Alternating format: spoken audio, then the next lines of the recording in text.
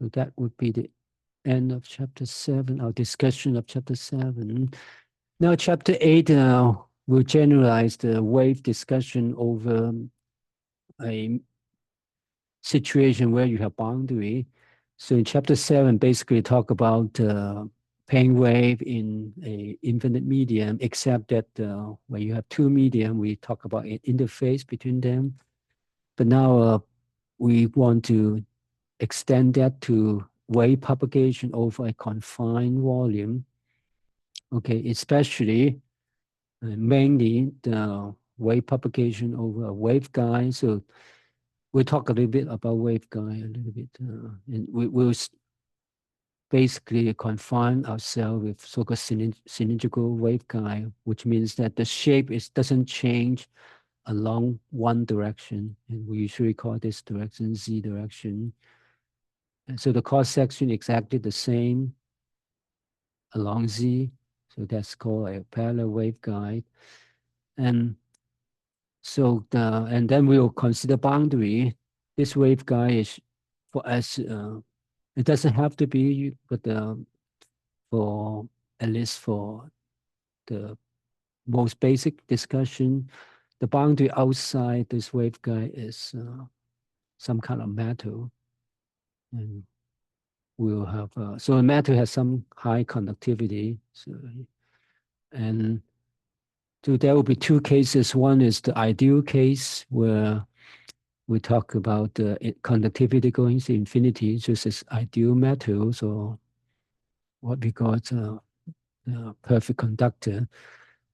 Okay, and so that's the ideal case. But then the less restricted case is we keep the finite effect of delta, but delta is large but not infinity, and we'll need that case to discuss the distribution, the dissipation of the wave inside, because once delta is not infinity, there will be dissipation. The wave will leak into the matter a little bit, and so-called the skin depth.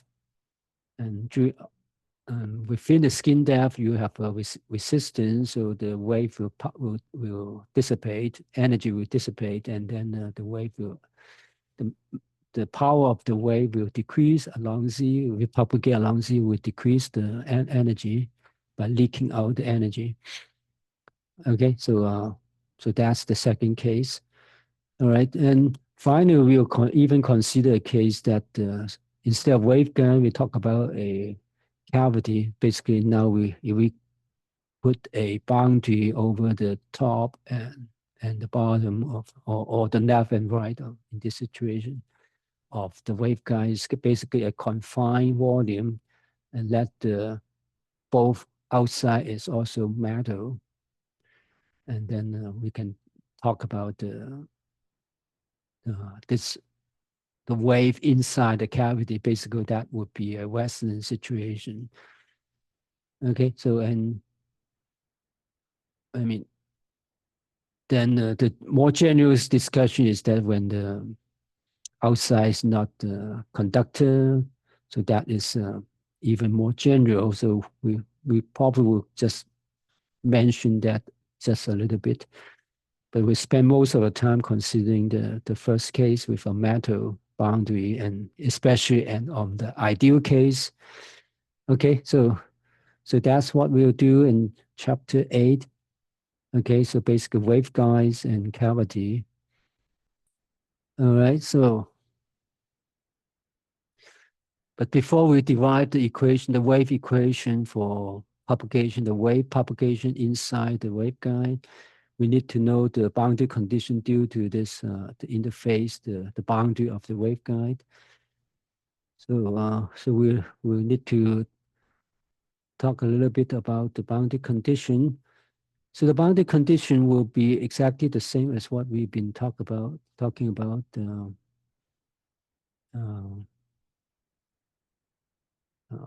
for many times. So for the ideal case, then if the conductivity in infinity is, this means there's no field. The field outside on the matter exactly zero. Okay, so so no electric field and no magnetic field outside the waveguide. Okay, so the metal part inside the field are exactly zero. Okay, so the boundary condition that we talk about, the jump condition, which just means that you're jumping from the interior value to zero, so you just need to keep the one side. Okay, so so you can just write down the 4 boundary condition based on this situation. So assuming that inside you have D and E and B and H. Okay, so this is H. Okay, so you have all the field inside, and you talk about just the value on the boundary. Okay, and outside with those that will be zero for the perfect case. So then the 4 boundary condition will be n dot d. N is the normal to the surface. That will be equals to some surface charge density. That's free charge density. Okay, and n cos h. So this is due to the Gauss law. And n cos h will be equals to the surface current density, the surface free current density. This is due to Ampere's law. And then n dot b. And what's that first one again? The E? Epsilon? This one, d. This is E epsilon. This is That's epsilon? Okay. this is a capital epsilon. Capital sigma, sorry, this is not epsilon. It's equal to a sigma, capital sigma. Okay. It's kind of surface charge. I mean, we used to use a small sigma, but this section, Jackson used a capital sigma. So, all right, so n dot b, supposedly it should be zero, but the Jackson actually somehow keep the interior value and call it BC equals 0. Right? I mean, the notation is not very consistent, but let's just follow Jackson, and n cos E minus E C is 0. Okay, so the third one, of course, due to divergence, B is 0. And the fourth one is due to the Faraday's law. Okay, but for the perfect case, we'll actually will apply that BC and EC will be 0 inside the metal. And the reason is that we'll consider a wave inside. So all these things oscillate in time. They are not static field. So once you are oscillating, the field that leak into the metal will also be oscillating. And when you have a perfect perfect conductor, the perfect conductor will shield the oscillatory field. If you have static field, of course, the B field can go into the metal. Okay, but when you oscillate, then the oscillator can shield the field. I mean, the metal can shield the oscillatory field. Okay, so later on, so we'll set the BC and EC to 0 also. So for this case, the boundary condition situation is the perfect situation, and that is indicating in figure 8.1. Okay, so the 4 conditions, Jackson used the notation of parallel and perpendicular. So if this is the boundary, so-called Jackson says Z equals 0. And so outside of that, this is the metal. Inside is the waveguide. Okay. And what Jackson means of parallel and perpendicular is when the field is on along the surface, if you have a field something like that on the surface, of course you have two components if this on the surface. So this is called a parallel direction. So Jackson called this parallel. But if the field is normal to this surface, Jackson called this perpendicular. So I mean, this kind of notation, parallel and perpendicular, is always confusing because you need to define what parallel and perpendicular is referred to, or what is the reference direction before you talk about the parallel or perpendicular. In Jackson's notation, at least over this figure on this discussion, is that the reference direction is the z direction, or I mean, not the z direction, actually is the surface. I mean, the surface is going along the z direction, and then there's another direction that is going around. So the parallel is parallel to the surface, and perpendicular is perpendicular to the surface. Okay, so what it means is that by the third relation, then this B perpendicular, or likewise H perpendicular, is 0, because just H is just B over mu, and you assume there's some mu inside the waveguide, and as long as it's a constant for that frequency, so that doesn't matter.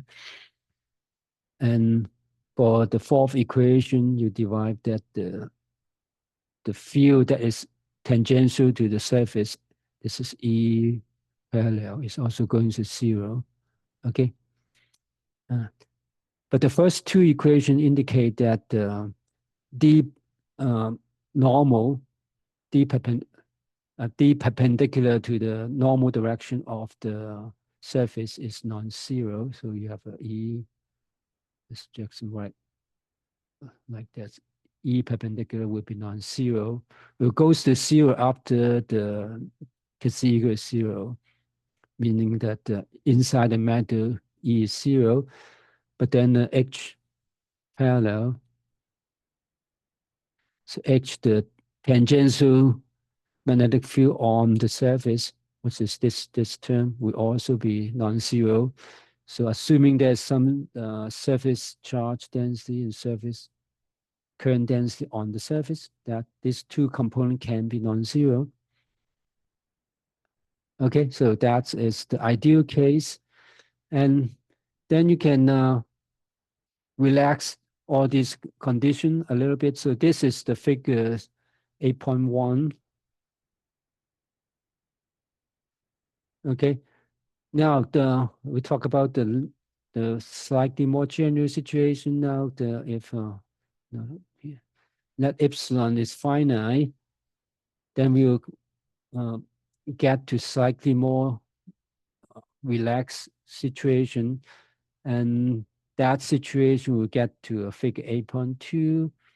Basically, everything is not exactly 0 inside the matter. It will decay quickly over a distance, what we'll call a skin depth delta. So over a skin depth, all the value will go to 0, and there will be some value of this E parallel and H perpendicular also inside this matter a little bit. Okay, and but because this ideal value is so small, so the leaking inside is also not very large. So that is the finite but large X sigma situation. And we'll derive that next time. So those relationship is needed when we talk about the dissipation over the matter part. Okay, so, but for the ideal case, for the propagation of the wave along the waveguide, the ideal case is enough as long as sigma is large enough. So you can divide the dispersion relation and all that, assuming the ideal case. But when you talk about the absorption of the wave, you want to relax that a little bit, just let sigma to large but finite. So then you can discuss the dissipation of the wave. Okay, so but we'll get exactly this those relaxed situation, the boundary condition in a little bit next time. Then we'll talk about the propagation of the wave inside the waveguide and the dispersion relation. Okay, so but we'll continue on that next on Friday. Any question before we go? Okay, going back to. So section 1 is about boundary conditions. So we just mention quickly the ideal boundary condition with infinite conductivity. So that one is listed. I mean, the schematic diagram is figures 8.1. So that kind of straightforward. Now with finite conductivity, large but finite. So that in figure 8.2, so the field will be going into the wall, the conductor. So then, I mean, by perfect conductor, then for oscillatory field, then you can totally shield all the field, but not for finite conductivity. And it will go into for a distance, a width, what we call the skin depth. And we have seen something similar in the near the end of chapter 5. We have done something similar, but so this should be just very similar. But what ultimately we want to derive is a dissipation rate. So basically what the field energy in the interior regions or what the waveguide region going into the conducting wall. So that is the formula that we'll need sometime later to derive the attenuation of the wave when it propagates along the waveguide. So that's what we'll do. So to derive the field inside the matter, so we can like call it a name. So for inside the conductor, we call the magnetic field H sub C, electric field E sub C. So to get the skin depth formula, we use the Ampere's law and Faraday's law. So like the Ampere's law becomes curl of H equals to current density plus partial D partial T. Okay. And for this derivation, we just ignore the second term, assuming it's not, the frequency is sometimes it's high, but not too high. So you can ignore this term and just basically for simplicity. And J is related to E with conductivity. So that's the Ohm's law. Okay, so that's the Ampere's law simplified to. Okay, now the assumption is that the skin depth will be small, so the most variation is over going through the boundary over a small distance. So that's the main variation. So because of that, the variation along the boundary or along the surface is small, so we can approximate the gradient is approximately just over along the direction of the normal of the surface. And the normal direction we define n is going outward. So we define n is going outward. So the gradient would be minus n going inward of that. We define Kc over, so basically we'll define Kc as the opposite direction of the n. So that's therefore you have this minus sign. It's just a convention, so that's not very important. Okay, so the gradient is simplified to that, so we can use that to evaluate this curl. All right, so that means curl H becomes minus I. No, that's no I, minus N cos into partial HC, partial C. Okay, so that's that. And that equals to E equals to sigma E sub C. Okay, So that becomes the Ampere's law. All right. Then we do the same thing for the the Faraday's law. So you have curl of E equals to minus I, minus what partial B partial T, but curl of E is minus N approximately minus N cos partial E sub C partial C now equals to partial T of minus partial B sub C partial T.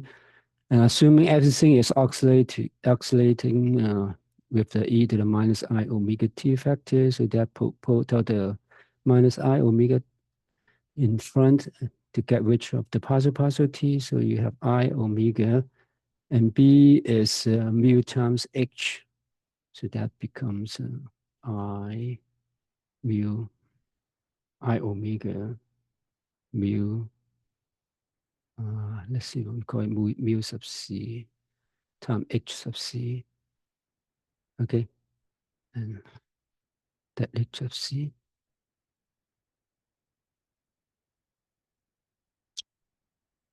Okay, so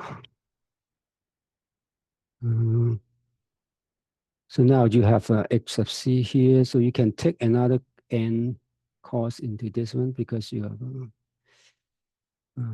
an n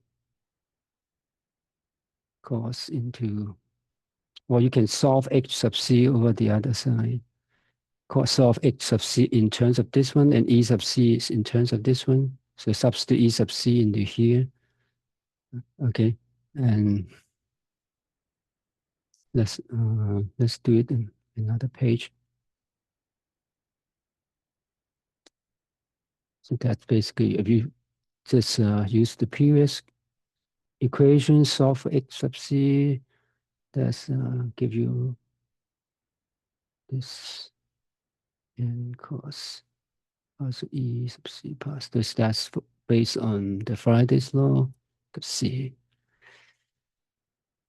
Okay, and then you use the expression that we derived that relating E sub C to H sub C, oopsie,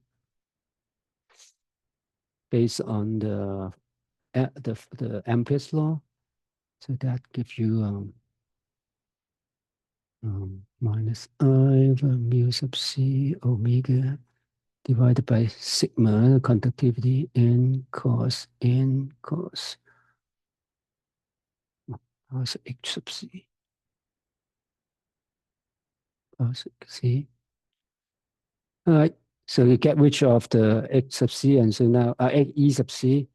Now you have the relation an equation that is just depends on H sub C. We probably can take the cross product from here first, right? So let's do another cross product because it's already a triple product, but we actually want to keep this as a vector, as a variable, minus I over mu C omega sigma. Now you take another cross product, becomes n cos into this n cos plus H sub C plus. Okay, just use this directly instead of using this one. All right. Now you again use the triple product rule. So you have first term is n dot into this one, but this is n cos this one, so n dot into this is 0. Okay, so you only have the second term, which is it's n dot n in this direction, but it's a negative sign, so you can change this to a plus sign. N dot n is 1. Right, so what you get is n dot, so is in this direction, but just n cos into partial h sub c partial c. Okay, so that is this one. All right. So so simplify this to this one. Both are n cos in here. So this is n cos into this one, right? And now if uh,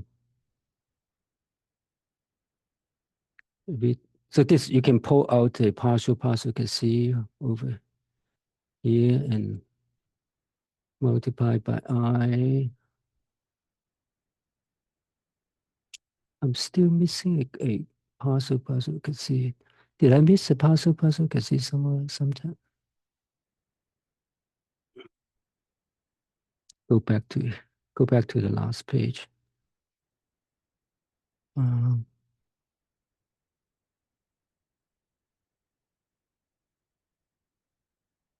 So so this is from the Ampere's law. We got this one.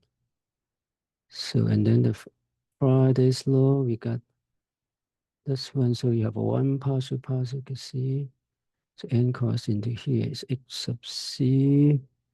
X sub c is this. X sub c is n cos into here.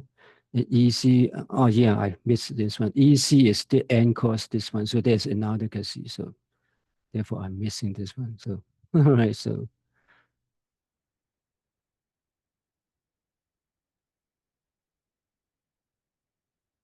this is there's a second one I'm missing. I'm missing this one. So that is more correct. All right. So this equation just to add this is Faraday's law and this is partial square. So therefore why I'm kind of missing this one. So now this is in a usual form of the second order ODE. So we rewrite this by writing it as n cos h of c, and then move all the factor in front to the other side. This equals to let's see if I got FE coefficient correctly. Moving to the other side, you have minus I, because you're moving divide I to the other side, minus I, and multiply by mu c omega sigma n cos h sub c. Okay, so that's the second order ODE that we all know how to solve. So there's a coefficient in front, and we'll define a skin depth just as what we have before. All right, the skin depth with so the skin depth delta is defined as this. We define delta as just basically 2 divided by mu c omega c. So it means that this is equal to delta square over 2. Okay, so this is delta square over 2, or now you can another way to write it is no, this is not. This is 2 over delta square. This one is, I mean, you solve this one. This is 2 over delta square, and there's an I, so you can rewrite this equation as partial c square n cos h sub c, and you can move this term to the other side, 2I delta square n cos h sub c equals to 0. Okay, so and so this is in the usual form of the second order equation, so you can write down the general equation as e to the, some coefficient in front. So basically the boundary value of the magnetic field, and you write it like C, take the square root of 2i minus 2i, and divided by delta, right? There are two terms, two solutions, but then you want to get the exponential decay solution. So we'll just take the symbolically square root of minus 2i, because this is a complex number. After you take the square root, it's a complex number. You just keep that a decaying solution.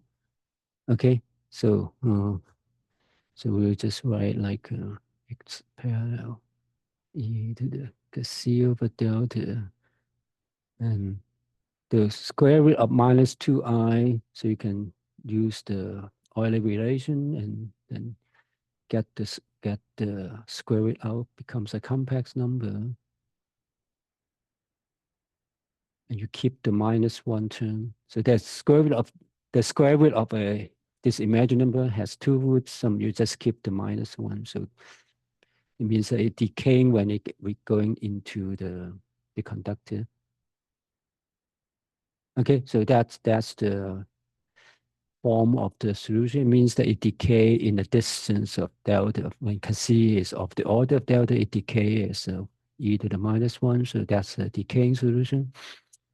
All right, so therefore you get the skin depth out. So that's the magnetic field. All right, then now you go, once you solve that, you go back to all the equations to solve other field, like the electric field is using the Faraday's law, the Ampere's law and Ohm's law. You get this 1 over sigma n cos partial x sub c partial c, right? And now you just substitute this into that. What you have is just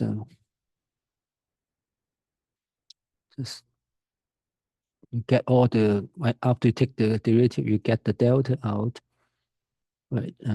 And this factor out. You express the delta using this one. What you get is mu sub c omega over 2 sigma 1 minus I n cos h parallel, and the same factor. Okay, so this showed that when h parallel, this h parallel is given as a fixed value, then E is a factor of square root of delta of this value with other coefficient. It means that as sigma, the conductivity is large, that EC will actually go to a small value for a given H bounded magnetic field. Okay, so that is even smaller than H. All right. And now at the boundary value of E sub c will be setting the c to 0. So this is just 1. So basically this is the boundary value. Okay, so and you can also just say that this is just this, combining this and that is H sub c. So EC is just this multiplied by n cos H parallel. Okay, so that's what we got, the E. And now if n, so n is, E is n cos something, so n is the boundary, right? So it means that E is on the surface. Direction of E is on the surface of E sub c. So it's what Jackson called the parallel component. It doesn't have the transverse component or a perpendicular component. It has the parallel component. Okay, and Now, you can calculate the power that going into the conductor. So this is the conductor. So you want to calculate the power that going into this. And what we try to call is the S, the Poynting vector dot N. Okay, so actually the negative direction on the power going into the conductor is minus N dot S dot N. Okay, so we call the power loss dt.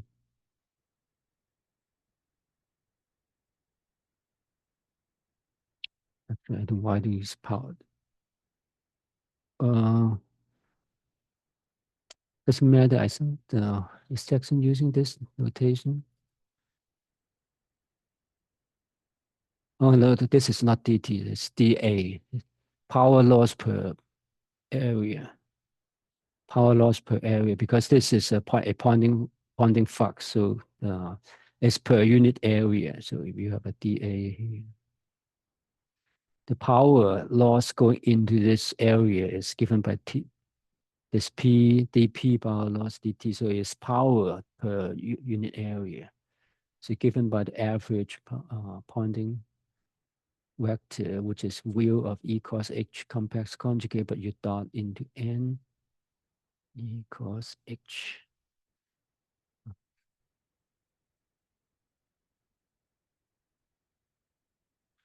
Okay, and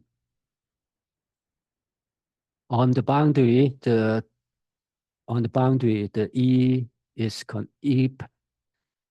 along the surface is continuous. So this is from the boundary condition. Okay, so and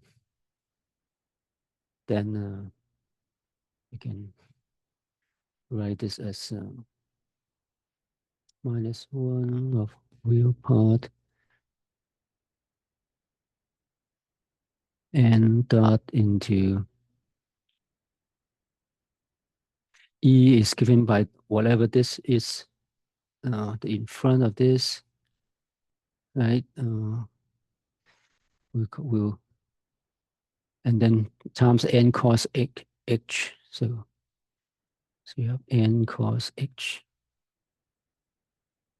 and then you cos into H complex conjugate. Now you can put all the coefficient outside of this this product. So whatever outside is, I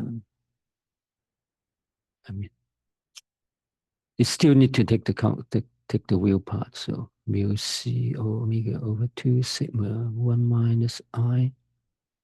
This is a 1.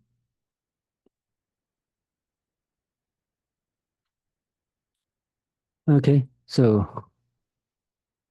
now this is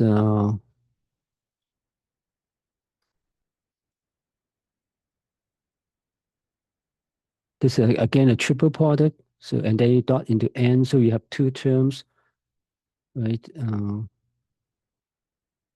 You can now this triple product is again n h n dot into h, but h is on the parallel direction, so n dot h is 0. So the other term is along the n direction, and h dot h, so n dot n is 1. So you get the h dot h, and it's in the negative sign. So what you have is finally is 1/2 of the coefficient in front. 2 sigma. After you take the wheel part, just keep the part of the wheel part, because the other term is just absolute value of h parallel square. Okay, so that come after you take the triple product. You only have the term that is along the n direction. N dot n is 1, and the magnitude h square, magnitude square. Okay, so that is the final formula. Or if you want to write it as a skin depth, this is mu c omega over 4 times delta h parallel square. Okay, so that's the power loss going into the conductor. Okay, so that's the formula that we'll use. And because this is, you see that it depends on the conductivity, and the conductivity is large. For a given HC, if you keep this fixed, then let sigma goes to infinity, then this goes to zero, then it means that go back to the ideal case, then you don't have the power loss. Then the wave propagate along the waveguide will not be attenuated. So that the power that the decay for the wave is due to this ohmic loss and due to this sigma. You can rewrite this as a more traditional form. Also, Jackson talked about that, express that as just current times current square times a resistivity, resistance, that kind of thing. But you don't have to do that. I mean, this is all. This is that's just interpretation, and you can do that. But this is what we will need to calculate the power loss. This formula. Okay, so So this is a power loss for a solid conductor. a conductor with finite conductivity.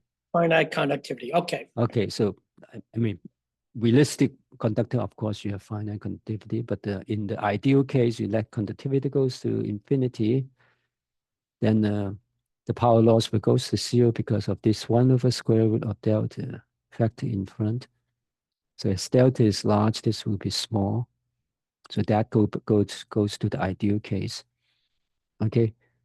In the ideal case, the delta or the skin depth will goes to zero. It means that the field will not go into too large a distance into the conductor. So that's what will happen. But of course, this is the ideal case, which it, of course, doesn't happen actually. Okay, so all this discussion we'll use sometimes later, but not immediately. Immediately, we'll go back to the ideal case first. And then after we do the ideal case, we get the wave dispersion relation and the wave the waveform of the whatever mode inside the propagation of the waveguide. Then we can use this formula to calculate what is the attenuation rate of the wave propagating along the waveguide. Okay, then we'll use this formula. Okay, so that's this. Section 1 mainly is to derive this formula.